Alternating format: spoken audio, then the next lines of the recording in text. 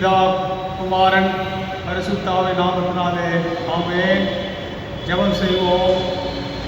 மகா உன்னதங்களில் வாசமாக இருக்கிற எங்கள் பிதாவே, எங்கள் மேல் எப்போதும் நினைவுள்ளவராக இருக்கிறவரே, கரிசனையாக இருக்கிறவரே, எங்களை வழிநடத்தி கொண்டிருக்கிறவரே, எங்களை பாதுகாக்கிறவரே, எங்களை ஆசீர்வதிக்கிறவரே, இப்போதும் நன்றியுள்ள இருதயத்தோடு ஆண்டவரே இந்த மண்பாண்டங்களில் உம்முடைய பொக்கிஷமாகிய பரிசுத்த ஆவியானவரை கொண்டு எங்களை அற்புதம் ஆசீர்வாதமாய் இந்த பூலோகத்திலே உன் சாட்சிகளாய் நடத்தி வர திருவிழுக்காய் சோதராஜ்.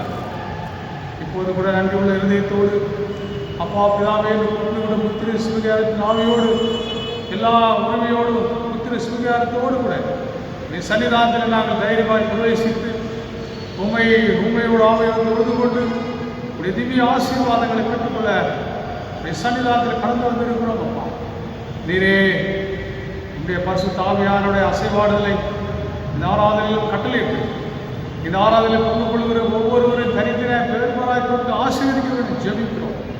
எல்லா துதிக்கான மகிமை நீரெடுத்துக் கொள்ளும். ஆசீர்வாதத்தை எங்களை தொடர்ந்து பொழிந்தோம். இயேசு கிறிஸ்து மூலம் வேண்டிக் கொள்கிறோம் ஜீவனுள்ள நல்ல தாப்பனே, ஆமென். நாம் யாவரும் இந்த ஆராதனைக்கு ஆரம்ப பாடலாக கடவுளுடைய நாம மகிமைக்காக பாமாலிலே 302வது பாடல், எந்தன் ஜீவன் இயேசுவே சொந்தமாக ஆளுவே என்ற பாடலை நாம் யாவரும் கருத்துணர்ந்து உள்ள நாளத்திலிருந்து ஆண்டவரை தேவாதி தேவரை போற்றி துதிப்போம். எந்தன் ஜீவன் இயேசுவே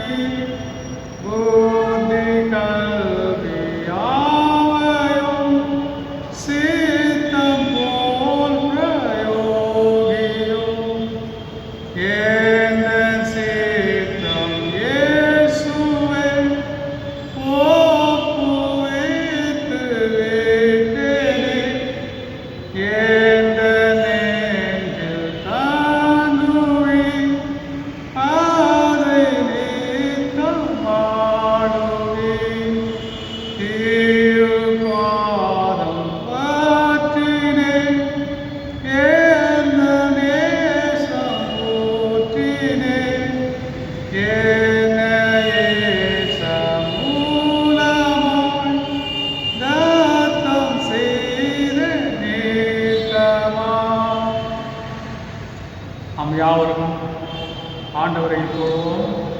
காலை மாலை ஆராதனை முறையை பின்பற்றி ஆண்டவர் நாமத்தை தொழுவோமாக. கடவுள் ஆவியாக இருக்கிறார். அவரை தொழுது கொள்கிறவர்கள் ஆவியோடும் உண்மையோடும் அவரை தொழுது கொள்ள வேண்டும். நம்முடைய பிதாவாகிய கடவுளாலும் கர்த்தராகிய இயேசு கிறிஸ்துவினாலும் உங்களுக்கு கிருபையும் சமாதானம் உண்டாவதாக. இது கர்த்தர் உண்டு பண்ணின நாள், இதிலே கழிவுண்டு நிறைய தருவோம். கடவுள் ஒளியாக இருக்கிறார். அவரில் எவ்வளவேனும் இருளில்லை. அவர் ஒளியில் இருந்தது போல நாமும் ஒளியிலே நடந்தார் ஒருவரோடு ஐக்கியப்பட்டிருப்போம். அவருடைய குமாரனாகிய இயேசு கிறிஸ்துவின் ரத்தம் சகல பாவங்களை நீக்கி நம்மை சுத்திகரிக்கும். திரேக கடவுளை போற்றுவோமாக. எங்கள் தந்தையாம் கடவுளே,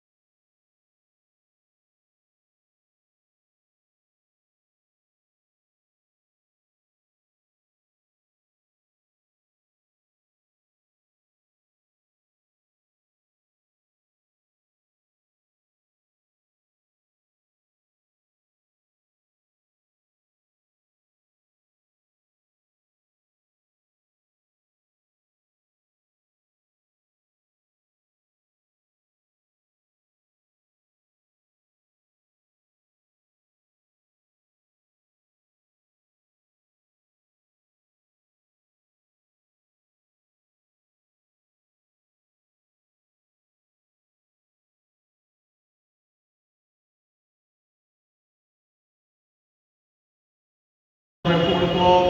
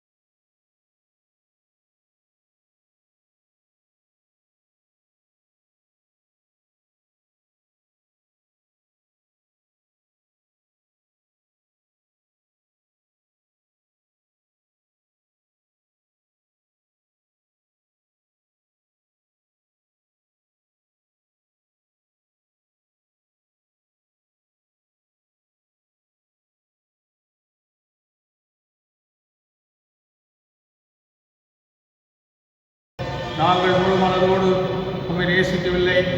எங்களிடத்தில் நாங்கள் அன்பு கூறுவது போல அயலாரிடத்தில் நாங்கள் அன்பு கூறவில்லை. எங்கள் மேல் இரக்கமாயிருக்க வேண்டிக் கொள்கிறோம். எங்கள் பாவழக்கை நீக்கி எங்களை சுத்திகரியும். எங்கள் குற்றங்களை விட்டுவிட எங்களுக்கு உதவி புரியும். எங்கள் ஆண்டவர் இயேசு கிறிஸ்துவின் மூலமாய் வேண்டிக் கொள்கிறோம் பிதாவே. ஆமென். சர்வ வல்லமையும் மிகுந்த இரக்கமுள்ள ஆண்டவர் மன்னிப்பையும் பாவ நிவர்த்தியும் நமக்கு கட்டளையிட்டவர்களே, வாழ்க்கையை சீர்படுத்துவதற்கான காலத்தையும் நமது பரிசுத்தாவின் கிருபையும் தேர்தலையும் தந்துள்ளுவாராக. ஆமென். ஆண்டவரை துதியுங்கள். ஆண்டவர் நாமம் துதிக்கப்படுவதாக. இப்பொழுது இறை வார்த்தைக்கான ஆதார வேத பாடம் வாசிக்கும்படியாக தெரிந்து கொள்ளப்பட்ட வேத பகுதி 2 கொரிந்தியர் 4ஆம் அதிகாரம் 7 தொடங்கி 15 வரை. அப்போஸ்தலனாகிய பவுல் கொரிந்து சபைக்கு எழுதின 2ஆம் நிருபம் அதிகாரம் 4 வசனங்கள் 7 முதல் 15 வரை. இந்த மகத்துவமுள்ள வல்லமை எங்களால் உண்டாயிராமல் தேவனால் உண்டாயிருக்கிறது என்று விளங்கும்படி இந்த பொக்கிஷத்தை மண்பாண்டங்களில் பெற்றிருக்கிறோம்.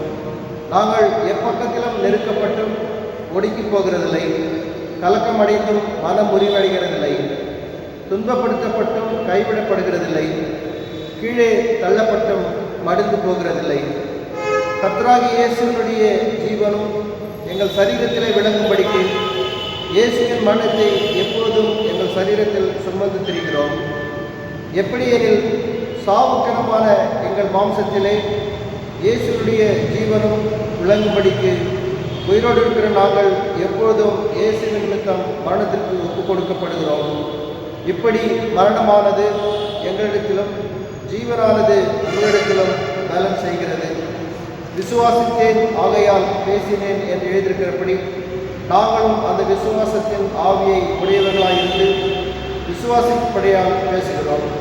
கர்த்தராகிய இயேசுவை எழுப்பினவர் எங்களையும் இயேசுவை கொண்டு எழுப்பி உங்களிடையே கூட நமக்கு முன்பாக நிறுத்துவார் என்று அறிந்திருக்கிறோம். தேவனுடைய மகிமை விளங்குவதற்கு ஏதுவாக கிருபையானது அநேகருடைய ஸ்தோத்திரத்தினாலே பெருகும்படிக்கு இவையெல்லாம் உங்கள் நிமித்தம் உண்டாயிருக்கிறது. ஆனபடியினாலே நாங்கள் சோர்ந்து போகிறதில்லை. எங்கள் புறம்பான மனுஷனானது அழிந்தும் உள்ளான மனுஷனானது நாளுக்கு நாள் புதிதாக்கப்படுகிறது. மேலும் காணப்படுகிறவளை அல்ல, காணப்படாதவர்களை நோக்கி இருக்கிற நமக்கு அதி சீக்கிரத்தில் நீங்கும் இலசான நம்முடைய உபத்திரவம் மிகவும் அதிகமான நித்திய கனம்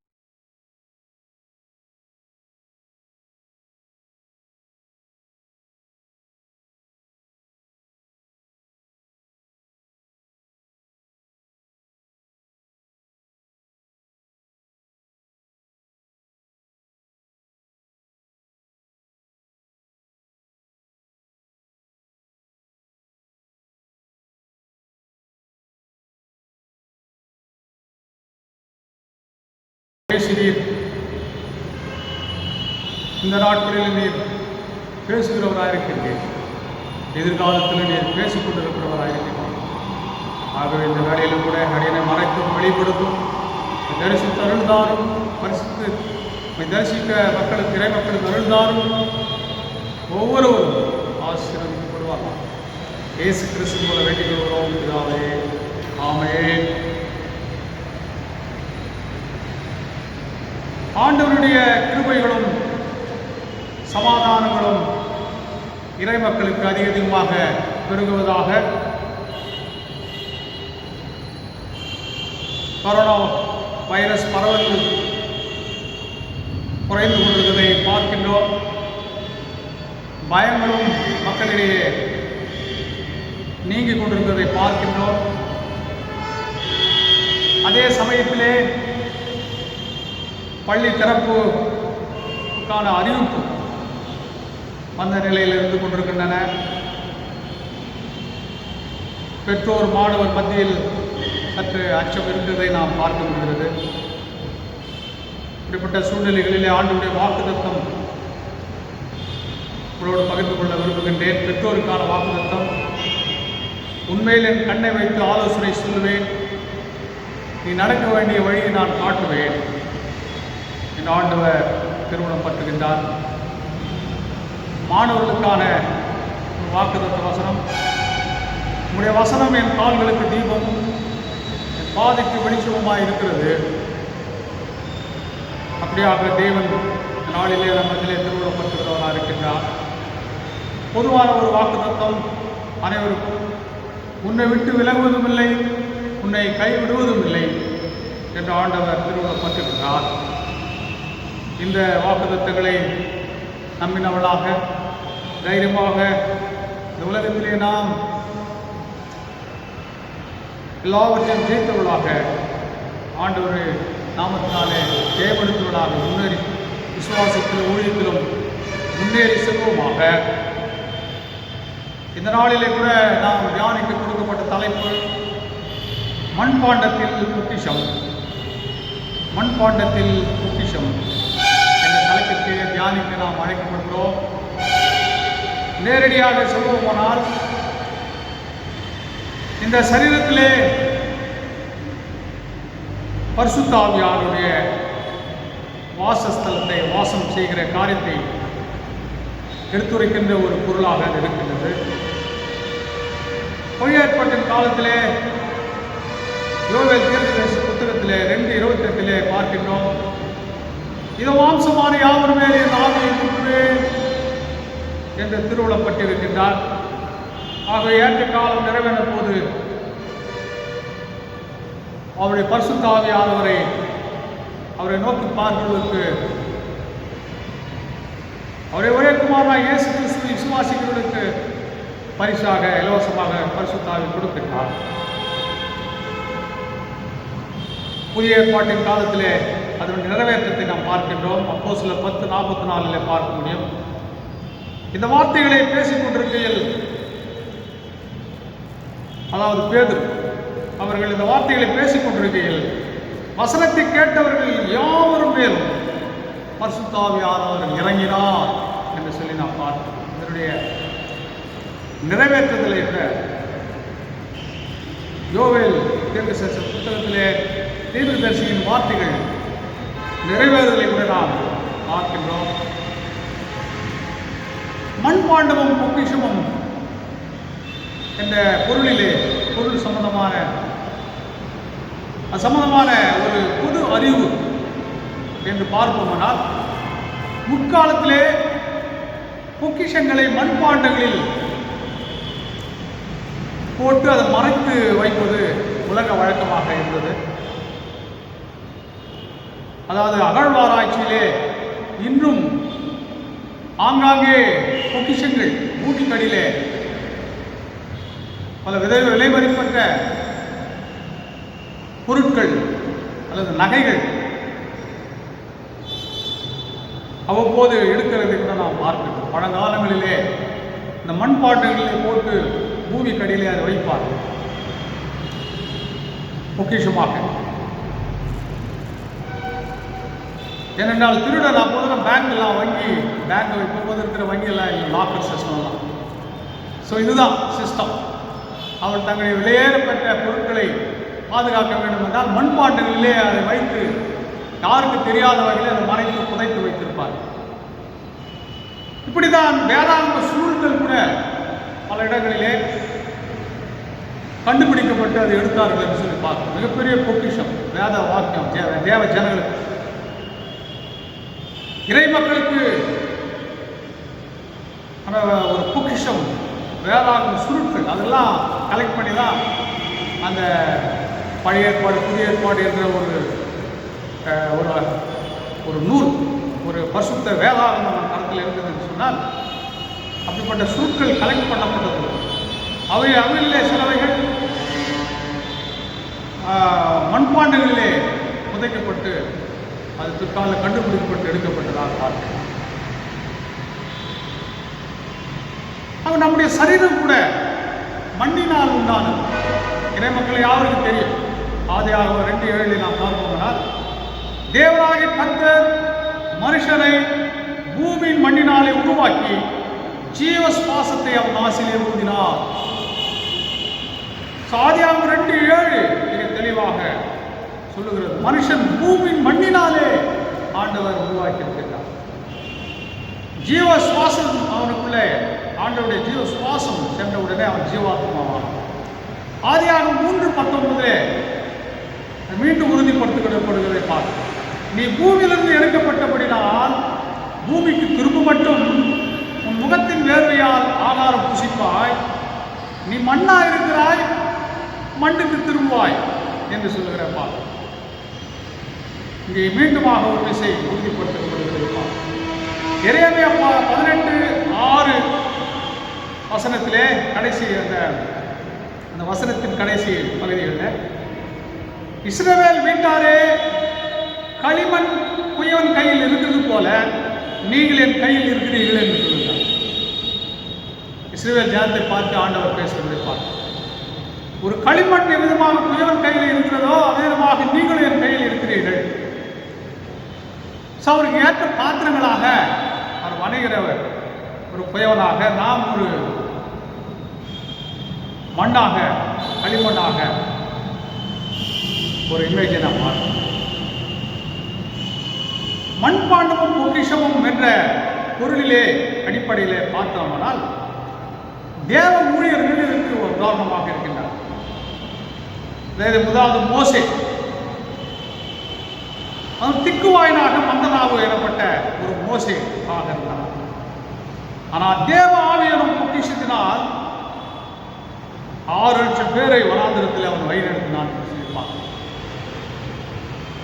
பழைய சாதாரண ஒரு மனுஷனுடைய ஆவியை கொண்டிருந்தால் அது அவ்வளோ பெரிய ஒரு திருப்பணி நிறைவேற்றிருக்க முடியாது. தேவன் அவருக்கு ஒரு தேவ ஆவியினுடைய நிறைவான ஒரு ஆவி நிறைவை பொக்கிஷமாக கொடுத்திருந்தார். இதுபோல தாவீது எடுத்துக்கொண்டால் அவரும் சிறந்த ஒரு உதாரணமாக இருக்கின்றார். கரவலாடுகளின் பின்னாலே சுற்றித்திருந்த தாவீதாக இருந்தால் தேவ ஆவியின் பொக்கிஷம் அவனுக்கு கொடுக்கப்பட்டபடினாலே அவன் விசுவாசத்தை கொண்டு கோலியாத்தை இஸ்ரவேல் ஜனங்கள் இறை மக்களுக்கு ஒரு சவாலாக இருந்த அந்த கோலியாத்தை வீழ்த்தினான் என்று சொல்லிட்டான். பல சீஷர்களை கூட எடுத்துக்கொண்டால் மீன் பிடித்துக் கொண்டிருந்த மனுஷர்கள் அவர்கள்.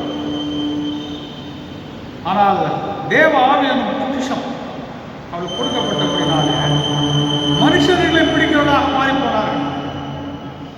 இன்னைக்கு அவளை விதைத்த விதை உலகமெல்லாம் பரவி கொண்டிருக்கு.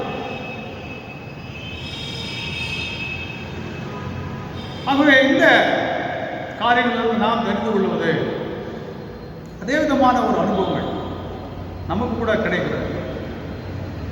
தேவ ஆவியான பொக்கிஷம் நமக்கும் கொடுக்கப்படும் போது நாமும் இதே எப்படிப்பட்ட ஒரு காரியங்களை சாதிக்கிற மக்களாக இருக்கின்றோம். நமக்கு சவாலாக இறை மக்களுக்கு சவாலாக எழுப்புகின்ற எந்த ஒரு எதிர்ப்புகளையும் தேவ ஆவியான பொக்கிஷத்தை கொண்டு மேற்கொள்ள முடியும். தேவ ஆவியான பொக்கிஷத்தை கொண்டு இறை மக்களை வழிநடத்துகிற பாக்கியத்தை நாம் பெற்றுள்ளோம். தேவ ஆவியான பொக்கிஷத்தை கொண்டு அநேக சுவிசேஷத்தின் மூலமாக அநேக ஜனங்களை கடவுளுடைய ஜனங்களாக மாற்ற முடிகிறது. இந்த பொக்கிஷங்களை கொண்டுதான் நம் மண்பாண்டு சரீரமாக மண்பாண்டங்களில் தேவ ஆவியான பொக்கிஷத்தை திரும்புவது இப்படிப்பட்ட சாதனைகளை நாம் இந்த காலங்களை சாதிக்கிறோம். மண்பாண்டம் பொக்கிஷம் என்ற பொருளிலே தொடர்ந்து நாம் தியானிக்கும் போது ஏன் இந்த ஏற்பாடு, எதற்காக இந்த ஏற்பாடுகள் என்று சொல்லி நாம் தொடர்ந்து தியானிப்போமானால் மண்பாண்டம் ஒரு பலவீனமானதுதான். அது தவற விட்டா உடஞ்சிடும். ஆனாலும் பொக்கிஷங்களை விலைபேறு பெற்ற பொக்கிஷங்களை வைத்து பாதுகாப்பதற்கு அது தகுதியானதாக இருக்கிறது. அதே போல நம்முடைய சரீரமும் பலவீனமாக காணப்பட்டாலும் பரிசுத்த ஆவியான பொக்கிஷம் அங்கே வாசமாக இருப்பதற்கு ஒரு தகுதியான ஒரு இடமாக கூட இருக்கின்றதை கடவுள் அதை உறுதி செய்கிறவராக இருக்கின்றார். அது நமக்கு அது ஆச்சரியமாக இருக்கும். பவுலுடைய அனுபவங்கள், திருப்பணியாளர்களின் நிலைமைகளும் இதை வெளிப்படுத்துகிறதாக பார்க்கின்றோம். பவுல் சொல்கிறார் அவருடைய அனுபவத்தை, நாங்கள் எப்பக்கத்தில் நெருக்கப்பட்டும் ஒடுங்கி போகிறதில்லை, கலக்கமடைந்தும் மனம் முறிகிறதில்லை, துன்பப்படுத்தப்பட்டும் கைவிடப்படுகிறதில்லை, கீழே தள்ளப்பட்டும் மடித்து போகிறதில்லை என்று சொல்லுகிறார். இந்த சரீரமானது பல தாக்கங்கள் உண்டாயிருக்கிறது. ஆனாலும் அங்கே கொடுக்கப்பட்ட சரீரத்தில் கொடுக்கப்பட்ட அந்த பொக்கிஷத்தினால, தேவ ஆவியான பொக்கிஷத்தினாலே இப்படிப்பட்ட ஒரு ஆச்சரியமான காரியங்கள் நடைபெறுவதை பார்க்கிறோம். திருப்பணியாளர்களுடைய நிலைமையும் இப்படிதான். உலக மக்களின் பெருமை, சுயநலம், பொறாமை இவைகளெல்லாம் பாதிக்கப்படுகிறார்கள். இறை ஊழியர்கள் அதிகமாக பாதிக்கப்படுகிறார்கள். ஆனால் தேவாவியான பொக்கிஷத்தை அவளுக்குள்ளாய் பெற்றிருக்கிற சூழ்நிலைகளிலே அவர்கள் காக்கப்படுகிறார்கள். அதுதான் ஒரு ஆச்சரியமான ஒரு காரணம். இந்த நிலைமைகள் எதற்காக என்பதை பவுல் அப்போஸ்தலன் மிக சிறப்பாக அவர் எடுத்துரைக்கின்றார். ஏன் இந்த நிலைமைகள் தெளிவாக எடுத்துரைக்கின்றார் பவுல் அப்போஸ்தலன். ஒரு வசனங்களை சொல்றார் பாருங்க. இந்த வல்லமை எங்களால் உண்டாகாமல் அது தேவனால் உண்டானது என்று விளக்கப்படுகிறது. இந்த பொக்கிஷத்தை இந்த முன்பாடுகள் பெற்றிருக்கிறோம் என்று மிக தெளிவாக சொல்லுகிறார். ஏன் இந்த பொக்கிஷத்தை இந்த மண்பாண்டில் பெற்றிருக்கிறோம். ஐயா, இது எங்களால் உண்டானது அல்ல. Want to declare it.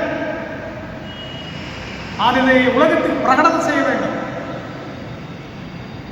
உரத்த சத்தமாக இது சொல்லியாக வேண்டும். இந்த வல்லமை, இந்த தேவாவியின் பொக்கிஷம் எங்களால் உண்டானதல்ல, இது பரத்திலிருந்து உண்டானது. மிக தெளிவாக எடுத்து வைக்கின்றார் ஒரு விஷயம். இரண்டாவது விஷயம் மிக சிறப்பாக எடுத்து வைக்கின்றார். இயேசு கிறிஸ்துவின் ஜீவன் எங்களிலே விளங்கும்படி இயேசுவின் மரணத்தை எங்கள் சரீரங்களில் சுமந்து திரிகிறோம். ஐயா, எங்களில் இருக்கிற ஜீவன் முதல் ஆதாம நிமித்தமாய் வருகின்ற சந்ததி போல வீழ்ச்சி அடைந்த ஒரு ஆவி அல்ல, மனிதர்கள் அல்ல. நாங்கள் கிறிஸ்துவின் ஜீவன உடையவர்களாக இருந்து வெற்றி சிறக்கிற மக்களாக, ஆண்டவர் பேரில் வெற்றி சிறக்கிறவர்களாக நாங்கள் இருக்கிறோம். கிறிஸ்துவின் ஜீவன் எங்களில் விளங்குவதற்காக இயேசுவின் மரணத்தை எங்கள் சரீரங்கள் சுமந்திருக்கிறோம். அதாவது இன்னும் சிறப்பாக சொல்ல போனால் இந்த சாக்ரிஃபிஷியல் லைஃப், தியாகமான வாழ்வு. நாங்கள் வாழ்வதற்காக மற்றவர்கள் உயிரை பறிக்கிறவர்கள் அல்ல, மற்றவர்கள் வாழ்வடைய எங்கள் உயிரை கொடுக்கிறோம். அதுதான் சிம்பிள் அண்டர்ஸ்டாண்ட். இயேசுவானவர் சிலுவிலே, ஏற்கனவே நான் சொல்லியிருக்கின்றேன், இயேசுவானவர் சிலுவிலே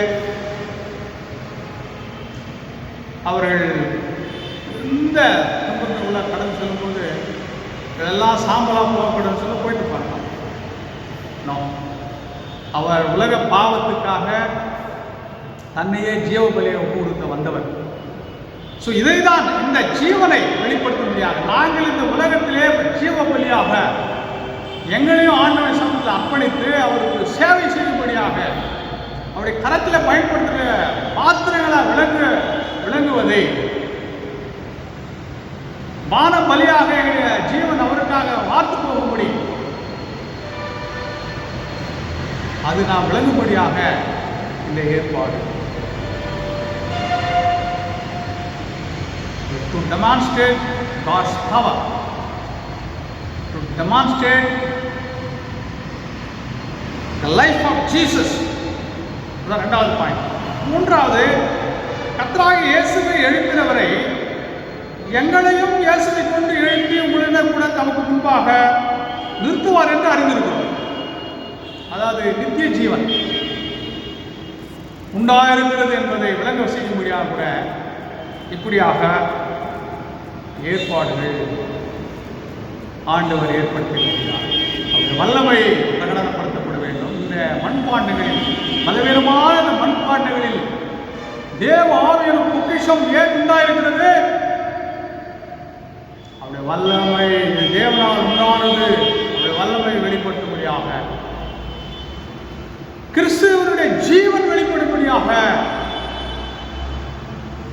ஒருவேளை இந்த ஊழியத்திலே எங்களுடைய ஜீவன் மாற்றப்பட்டு போனாலும் எங்களுக்கு உயிர்த்தெழுதல் உண்டாயிருக்கிறது என்பதை பிரகடனப்படுத்தக்கூடியதாக கூட இப்படியாக எங்களுடைய சரீரமாக மண்பாண்டத்திலே அவருடைய பொக்கிஷத்தை பெற்றிருக்கிறோம் என்று மிக தெளிவாக அவர் எடுத்துரைக்கின்றதை நாம் பார்க்கிறோம்.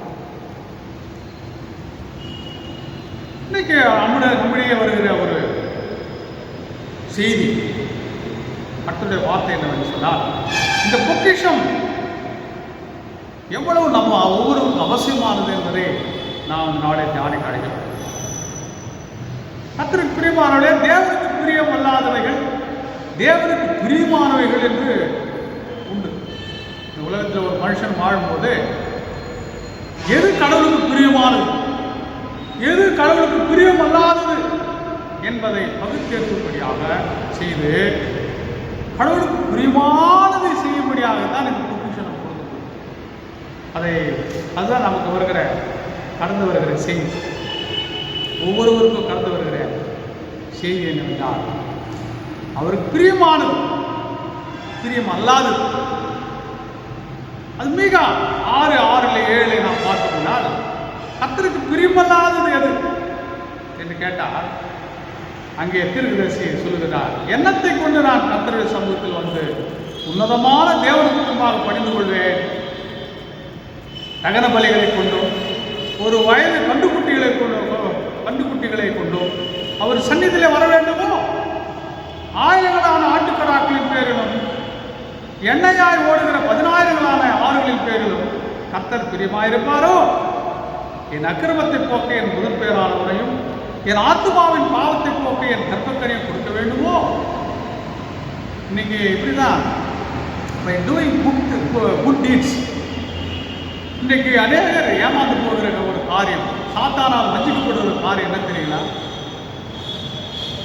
by performing religious duties, மத சடங்காச்சாரங்களை நிறைவேற்றுவது மூலமாக அல்லது பல நற்காரியங்களை செய்வது மூலமாக நமக்கு ரட்சிப்பு உண்டாயிருக்கிறது அல்லது தேவ ஈவை பெற்றுக் கொள்கிறோம் என்று நினைக்கிறார்.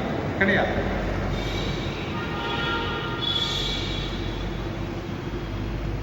அவருக்கு பிரியமானது எது என்று மிக 6:8 நாம் வாசிக்கணும்னா மிக தெளிவாக சொல்லப்படும். மனுஷனே, நன்மை என்னதென்று அவர் உனக்கு அறிவித்திருக்கிறார். நியாயம் செய்து இரக்கத்தை சிநேகித்து உன் தேவனுக்கு முன்பாக தாழ்மையாய் நடப்பதை அல்லாமல் வேறு எண்ணத்தை கர்த்தரிடத்தில் கேட்கிறார். நன்மை செய்வது இரக்கத்தை சிநேகிப்பது, நியாயம் செய்வது இரக்கத்தை சிநேகிப்பது, அப்படி தாழ்மையாய் நடப்பது. அதனுடைய பொருள் ஏற்கனவே நான் சொல்லுவேன். எல்லா நன்மைகளுக்கும் நாம் காரணராய் இருப்போம், ஆனாலும் ஒன்றுக்கும் நாம் சம்பந்தப்படாதவர்களாக அங்கே அமர்ந்தோம். இப்படி யாராவது செய்ய முடியுமா? யோசித்து பாருங்க. இன்னைக்கு ஒரு சின்ன காரியத்தை செஞ்சுட்டாங்க, நான் தான் செஞ்சேன், என்னால் தான் இது உண்டாச்சு அப்படின்னு சொல்லி பெருமைப்படுத்திக் கொள்ளுகின்ற சூழ்நிலையில் இவ்வளவு பெரிய காரியங்களை சாதித்தாலும் ஒன்றும் செய்யாதது போல ஆண்டவர் சமூகத்தில் தாழ்மையாய் நாம் நடக்க அழைக்கப்படும். ஆகவே இந்த ஒரு ஊழியத்தை செய்யணும்னு சொன்னால் நம்முடைய சரீரத்திலே அவருடைய பொக்கிஷத்தை தான் செய்ய முடியும். தேவ ஆவியோட பொக்கிஷம் இருக்க வேண்டும். அந்த தேவ ஆவி பொக்கிஷத்தை தான் இந்த காரியத்தை செய்ய முடியும். நியாயத்தை செய்ய முடியும், நியாயத்தை செய்ய முடியும், இரக்கத்தை சேகிக்க முடியும். அவருடைய சமூகத்தில் தாழ்மையாக இருக்கும். மனுஷனுடைய ஆய்வு பெற்றிருந்தா அது எல்லாமே வித்தியாசமாக இருக்கும். ஊழியத்துக்கு பதில் அட்டூழியம், இதுதான் நம்புகிறோம். அதுவே அவருடைய தேவ ஆவியான பொக்கிஷம் நமக்கு மிக மிக அவசியமாக இருக்கிறது. இந்த நியாயங்களை நிறைவேற்ற அதுக்கு நாம் என்ன செய்யணும்? ரோமர் 12:1 அப்படி இருக்க சகோதரே, நீங்கள் உங்கள் சரீரங்களை பரிசுத்தமும் ஜீவனும், அதான் நான் அழகாக அதை வாசிக்க விரும்புகின்றேன். ரோமர் 12:1 மிக சிறப்பாக, அப்படி இருக்க சகோதரே, நீங்கள் உங்கள் சரீரங்களை பரிசுத்தமும் தேவனுக்கு பிரியமான ஜீவபலியாக கொடுக்க வேண்டும் என்று தேவனுடைய இரக்கங்களை முன்னிட்டு உங்களை வேண்டிக் கொள்கிறேன். இதுவே நீங்கள் செய்யத்தக்க புத்தியுள்ள ஆராதனை. ஜீவபலியாக நம்ம ஒப்பு கொடுக்கும்போது யோவேல் தீர்க்கதரிசன வசனம் நிறைவேறுகிறது. மாம்சமான யாவர் மேல அவர் ஆவியை ஊற்றுவேன் சொல்றா பாருங்க. அவர் அந்த ஈவையை நமக்கு கொடுக்கிறார், அந்த ஆசிரியர். ஆகவே இந்த சரீரத்தில் அவருடைய பொக்கிஷம் நன்மையானவைகளை, அவருக்கு கடவுளுக்கு பிரியமானது எது, பிரியமல்லாதது என்று பகுத்தறிந்து அவருக்கு பிரியமானதை செய்வதற்கு தேவாவியான பொக்கிஷம் இறைமக்களுக்கு மிக மிக அவசியமாக இருக்கிறது. பிரியமானது. ஆகவே நாம் ரோமர் 12:1 ஜீவ பலியாக முற்றிலுமாக அவர் கருத்தை ஒப்பு கொடுப்போம். தேவாவியான பொக்கிஷத்தை அளவில்லாமல் கட்டளையிட்டு நம்மை ஆசீர்வதித்து வைத்து அவர் போதுமானவர். அப்படி செய்ய கற்றுத்தானே கிருபை செய்வார். ஆமென். திருச்சபைக்கான அறிவிப்புகள். தேவனுக்கே துதியும் கனமும் மகிமையும் உண்டாவதாக. வாக்குத்தத்த வசனம் யோவான் 14ஆம் அதிகாரம் 27ஆம் வசனம். யோவான் 14:27. சமாதானத்தை உங்களுக்கு வைத்து போகிறேன், என்னுடைய சமாதானத்தையே உங்களுக்கு கொடுக்கிறேன். உலகம் கொடுக்கிற பிரகாரம் நான் உங்களுக்கு கொடுக்கிறதில்லை. உங்கள் இருதயம் கலங்காமலும் பயப்படாமலும் இருப்பதாக. நாம் நம் எல்லா பாவங்களையும் அறிக்கையிட்டு மறந்திருக்கும் போது சமாதானத்தின் தேவன் நம்மோடு இருப்பார். நம் வாழ்வின் எல்லா சூழ்நிலைகளிலும் அவர் சமாதானத்தை நமக்கு கொடுப்பார். எனவே நாம் கலங்காமலும் பயப்படாமலும் இருப்போம். இயேசு கிறிஸ்துவின் ஈடு இணையற்ற நல்லாமத்தில் மாலாஜா தூயவான் திருச்சபையார் அனைவருக்கும் அன்பின் வாழ்த்துக்களையும் வணக்கங்களையும் குருசேகர குழுவின் சார்பாக அன்போடு தெரிவித்துக் கொள்கிறோம். நமது ஆலய ஆராதனை விரைவில் தூங்குவதற்காக கூட்டமாய் ஜெபிக்கும்படி அன்பாய் கேட்டுக்கொள்கிறோம். நம் திருச்சபையை சார்ந்த அன்பு உள்ளங்கள் பிறந்தநாள் மற்றும் திருப்பிநாள் கொண்டாடுகின்ற அனைவருக்கும் அன்பின் வாழ்த்துக்களை அன்போடு தெரிவித்துக் கொள்கிறோம். இந்த கொரோனா வைரஸ் நோயிலிருந்து நம்மை பாதுகாத்து வருகின்ற தேவாதி தேவனுக்கு உள்ளத்தின் ஆழத்திலிருந்து நன்றிகளையும் துதிகளையும் ஸ்தோத்திரங்களையும் செலுத்துவோம். தொடர்ந்து கூட்டமாய் ஜெபிப்போம். கர்த்தர் பெரிய காரியங்களை செய்வார். திருச்சபையாருக்கு அன்பு வேண்டுகோள். உங்களுக்கு கொடுக்கப்பட்ட சுய வெறுப்பு உண்டியல்களை ஆலயத்திற்கு வந்து படைக்க அன்பாய் கேட்டுக்கொள்கிறோம். இந்த கொரோனா காலங்களிலும் நம்மை அன்போடு வழிநடத்தி வருகின்ற நமது ஆயர் பொருளர் குருசேகர குழுவினர் அனைவருக்கும் அன்பின் நன்றிகளை அன்போடு தெரிவித்துக் கொள்கிறோம். ஒவ்வொரு வாரமும் ரெக்கார்டிங் செய்து அதை ஒளிபரப்பு செய்து வருகின்ற குருசேகர குழு உறுப்பினர்கள் திரு ஜி எபனேசர் இமானுவல் மற்றும் திரு ஜே பிரதீப் ஜாஸ்வா ஆகியோருக்கு அன்பின் நன்றிகளை தெரிவித்துக் கொள்கிறோம். இரங்கல் செய்தி. நமது திருச்சபையை சார்ந்த குடிமநல்லூரில் வசித்து வந்த திரு ஜி ஜெயகரன் பாபு வயது 64 அவர்கள் கடந்த 30/10/2020 வெள்ளிக்கிழமை மாலையில் கர்த்தருக்குள் இறையினார்கள் என்பதை தெரிவித்துக் கொள்கிறோம். அவர்களது நல்லடக்க ஆராதனை 1/11/2020 ஞாயிற்றுக்கிழமை காலை 11 மணிக்கு நமது ஆலய கல்லறை தோட்டத்தில் வைத்து நடைபெற்றது. திரு ஜெயகரன் பாபு அவர்களை இழந்து பாடுகின்ற அவரது குடும்பத்தாருக்கு ஆழ்ந்த இரங்கலை திருச்சபையின் சார்பாக தெரிவித்துக் கொள்கிறோம். ஜெபம் செய்வோம். அன்பு நிறைந்த தகப்பனே,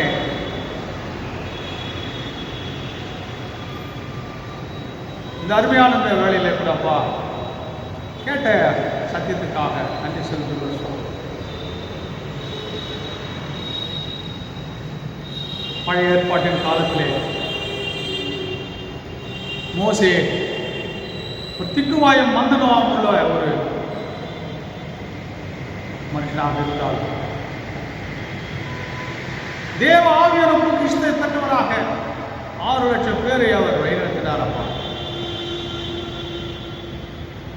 தாவீது கரவல் ஆடுகள் பின்னாலே அவர் சுற்றி திருந்தார். ஒரு தேவ ஆவியான பொக்கிஷத்தை பெற்றபடினாலே நம்முடைய மக்களுக்கு எதிராக வந்த ஒரு பெரிய சாலாக இருந்த இந்த கோலியாத்தை வீழ்த்தினார் என்று சொல்லி பார்த்தோம். இந்த மக்களை வழிநடத்தார் என்று சொல்லி பார்த்தோம். சீஷர்கள் மீன்பிடிகளாக இருந்தது தேவ ஆவியான பொக்கிஷத்தை அவர் பெற்றபடினார் அவர்கள் மனுஷர்களை பிடிக்கிறவர்களாக மாற்றப்பட்டார்கள். அப்படிப்பட்ட அனுபவம் எங்களுக்கு உண்டாயிருக்கின்றதா? இந்த பரிசுத்த ஆவியானுடைய ஆவியான பொக்கிஷத்தை இறைமக்கள் ஒவ்வொருவருக்கும் கட்டளிட வேண்டுமான செவிக்கிறோம். அப்பா, இந்த வாஞ்சியோடு இறைமக்கள் ரோமர் 12:1 சுகந்த ஜீவ பலியாய் தன் சரீரங்களை ஒப்பு கொடுக்கும்படியாக கர்த்தர் உதவி செய்கிறார். இக்கட்டான காலங்கள் அப்பா நம்முடைய தேவாவியான பொக்கிஷம் இல்லாமல் நாம் எதிர்கொள்கிற சவால்களை முறியடிக்க முடியாதப்பா.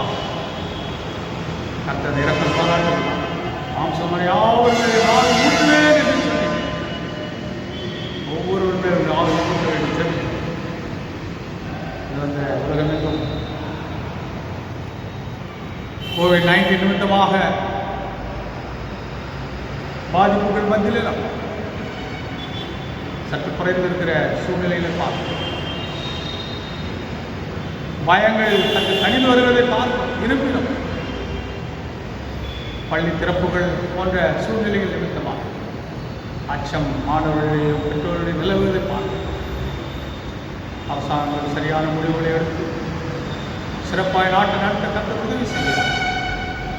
மேற்கொண்டு 2வது அலை 3வது அலை என்று சொல்லப்படுகிற நிலைமைகள் எல்லாம் ஒரு முடிவுக்கு கலந்து வர சகதி நிலைக்கு திரும்ப கர்த்தர் உதவி செய்கிறார். இரக்கம் பாராட்டுகிறார். தேவாலயத்திலே ஆராதனைகள் எப்போதும் போல ஆண்டவரே அந்த காலங்களிலே விடுதலையோடு உண்மையோடு ஆவியோடு தொழுது கொள்வது நிலைமைகளை எங்களுக்கு உண்டாயிருக்க வேண்டும். கர்த்தரால் ஆசீர்வாதங்கள் பெற்றுக்கொள்ளும். அநேகர் நீதிக்குட்பட்டவர்கள் ஆகாய மண்டலங்களில் நட்சத்திரங்களைப் போல ஜொலிப்பார்கள் என்று சொல்லப்படுகிறது. அப்படியாக இறைமக்கள் மேலுடைய ஆவியை பொழிந்து அநேகரை நீதிக்குட்படுத்துகிற ஊழியர்களை செய்ய முடியாது. அந்த உதவி செய்யும். சுவாமி இந்த கோவிட்-19 சூழ்நிலையில் வேலையின்மை, பணப்பற்றாக்குறை, பொருளாதார நெருக்கடிகள், பல நல்ல காரியங்கள் தடைபட்டு போவதற்காக இப்படிப்பட்ட நிலையிலே கண்ணீரோடு, துக்கத்தோடு, துயரத்தோடு, வேதனையோடு, பல துன்பங்களோடு, பல கஷ்டங்களோடு இருக்கிற மக்கள் அதிலே உலக திருச்சபை, உள்ளூர் திருச்சபை அப்படிப்பட்டு அவல நிலையில் இருக்கிற மக்களுக்கு உதவி செய்து கடவுளுடைய அன்பை, கல்வாரி அன்பை பகிர்ந்து கொள்ள முடியாது நலப்படுத்துகிறார். திருச்சபை மக்களுக்காக வேண்டிக் கொள்கிறோம். பெரியவர்கள், சிறியவர்கள், வாலிபர்கள், பெண்கள், வியாதியஸ்தர்கள் என்று சொல்லி எல்லாருக்கும் கர்த்தர் இரக்கம் பாராட்டுகிறார், உதவி செய்கிறார், வழிநடத்துகிறார். தேவாலய பொக்கிஷத்தை பெற்றுள்ளார், வாழ வளர உதவி செய்கிறார். குறிப்பாக பிறந்த நாள், திரும்ப நாள் கண்டிருக்கிற பிள்ளைகளுக்கு இறங்குகிறார். உங்கள் குறைகள் எல்லாம் கிறிஸ்து மகிமையிலே நிறைவாக்குவார் என்ற வேத வசனத்தின்படி எல்லா குறைகளையும் கிறிஸ்து இயேசுவின் நாமத்தினால் நிறைவாக்கி பிள்ளைகளை ஆசீர்வதிக்கிறார். கோவிட்-19 என்ற சூழ்நிலையிலே அதற்கான தடுப்பு மருந்தை கண்டுபிடிக்கிற சூழ்நிலை ஆண்டவரே அந்த கண்டுபிடிக்கப்பட்ட அந்த மாத்திரை மருந்து உலகமெங்கும் அது சப்ளை பண்ணப்பட வேண்டும். குறிப்பாக ஏழை எளிய மக்களுக்கு அது எளிதாய் கிடைக்கப்பட வேண்டும். உதவி செய்யும். குறிப்பாக இந்த வேலையிலே கூட கண்ணீரோடு, துக்கத்தோடு, பல பிரச்சனைகளோடு, மன கிளேசங்களோடு யாராவது இறைமக்கள் இருப்பாரா? இந்த சனப்பகுதியிலே நீர் எழுப்பி வியாடி பாய்ந்த கரைத்த சிறசுகளை வைத்தார். தெய்வீக தொடுதலையும் விடுதலையும் சந்தோஷ சமாதானம் நித்திய ஜீவனம் உண்டார்கள் ஜெபிக்கும். ஒருவேளை தேவ ஆவியின் பொக்கிஷம் கிடைக்காது இருந்தது கர்த்தர் இரக்கம் பாராட்டி அவர் உதவி செய்யும். எல்லா துதிகான மகிமை நீரெடுத்து ஆசீர்வாதத்தை எங்களை பொழிந்தள். இயேசு கிறிஸ்து மூலம் வேண்டிக் கொள்கிறோம் ஜீவனுள்ள நல்ல தாப்பனே, ஆமென். பரமண்டலத்தில் வேண்டும் பிதாவே, நாமம் பரிசுத்தப்படுவதா, ராஜ்யம் வருவதா, உடைய சித்தம் பரமண்டலிலே செய்யப்படுவது போல பூமியிலே செய்யப்படுவதா. எங்களுக்கு வேண்டிய அன்புள்ள ஆகாரத்திற்கு எங்களுக்கு விரோதமாக குற்றம் செய்கிறவர்களுக்கு நாங்கள் மன்னிக்கிறது போல எங்கள் குற்றங்களை எங்களுக்கு மன்னித்தது. எங்களை சோதனைக்கு பிரவேசிக்க பண்ணாமல் தீவினின்று எங்களை ரட்சித்துக்கிறோம்.